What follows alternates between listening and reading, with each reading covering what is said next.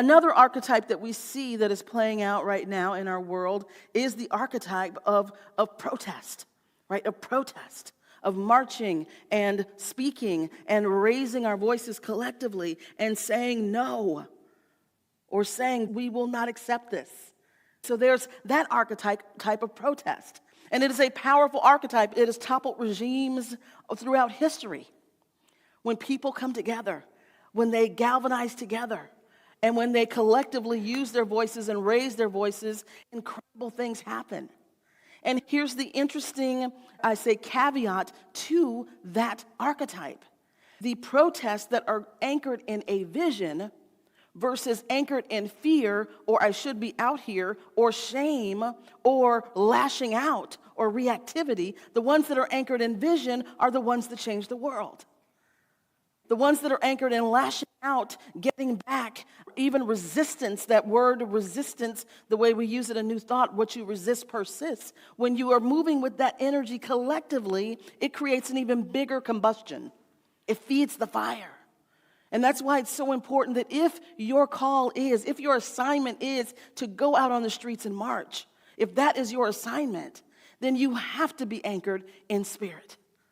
You have to be anchored in the rock that shall not be moved. You have to be anchored in really feeling and sensing and wanting and desiring a world that works for all. And creating that through your voice, through your actions, through your walk, through your march. Because if you're there to lash out at others, all we're going to do is see a big combustion of energy that's going to get bigger and bigger and bigger and more violent. And so it's been beautiful to behold our sisters and brothers in Minnesota and to see the numbers of people out in the streets coming together collectively to raise their voices and to protest. That is a beautiful thing, to see people that perhaps in the past did not feel like the things that we are seeing now were really relevant to them. That is a beautiful thing. And our charge is to hold all protests, for all raise their voices in the collective, to be anchored in love, to be anchored in peace, to be anchored in oneness. Doesn't mean, and I want to be very clear here, it doesn't mean because you're anchored in love, anchored in peace, anchored in oneness, it doesn't mean you don't feel anger or you don't feel outraged. So I want to be very clear here. You can love deeply and be deeply angry. Anybody in a relationship? Right? Right? You can love deeply and be deeply uncomfortable.